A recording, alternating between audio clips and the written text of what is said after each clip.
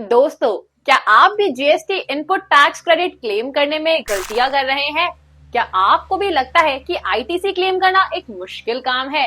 आज हम आपको बताएंगे कि जीएसटी इनपुट टैक्स क्रेडिट कैसे सही तरीके से क्लेम करें और कौन सी कॉमन मिस्टेक्स आपको अवॉइड करनी चाहिए। लीगल देव आपकी मदद करेगा हर लीगल और टैक्स कंप्लायंस में, ताकि आपका बिजनेस स्मूथली चले और आप किसी भी पेनल्टी या लॉस से बच सके। तो चलिए बिना टाइम वेस्ट किए शुरू करते हैं। सबसे पहले ये समझना जरूरी है कि जीएसटी इनपुट टैक्स क्रेडिट होता क्या है। सिंपल भाषा में, अगर आप अपने बिजनेस के लिए किसी सप्लायर से गुड्स या सर्विसेज ले रहे हैं और उस पे आपने जीएसटी पे किया है, तो आपको उस टैक्स का क्रेडिट मिल सकता है।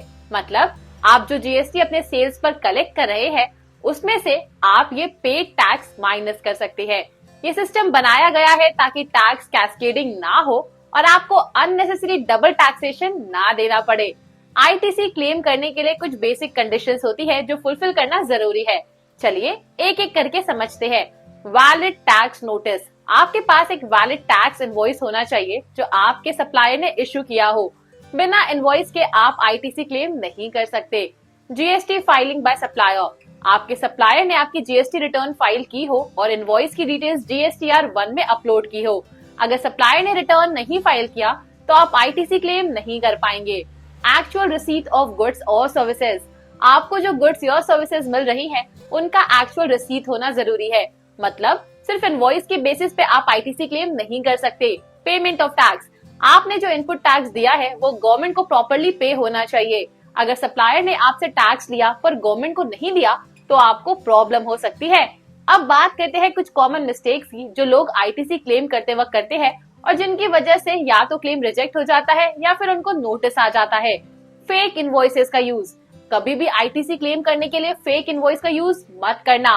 अगर आप फेक इनवॉइसेस के बेसिस पे आईटीसी ले रहे हैं और जीएसटी डिपार्टमेंट को पता चल गया तो आप पर पेनल्टी लग सकती है और आपका रजिस्ट्रेशन भी कैंसिल हो सकता है।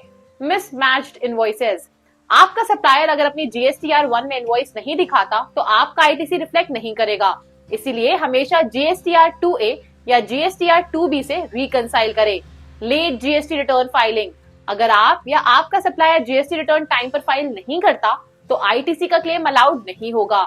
हमेशा रिटर्न टाइमली फाइल करें। इनएलिजिबल आईटीसी का क्लेम, सभी गुड्स और सर्विसेज पर आईटीसी अवेलेबल नहीं होता, जैसे कि personal expenses, motor vehicles except for specific uses और एग्जेम्प्ट गुड्स या सर्विसेज पर आईटीसी नहीं मिलता।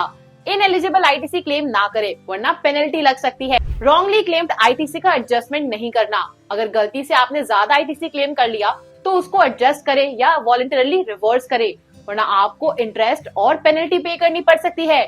दोस्तों, जीएसटी कंप्लायंस इजी बनाने के लिए लीगल देव आपकी मदद करेगा। अगर आपको अपने बिजनेस के लिए जीएसटी फाइलिंग, आईटीसी क्लेम या किसी भी टैक्स कंप्लायंस में हेल्प चाहिए तो लीगल देव के एक्सपर्ट से कांटेक्ट करें और बिना किसी टेंशन के अपना बिजनेस स्मूथली चलाएं।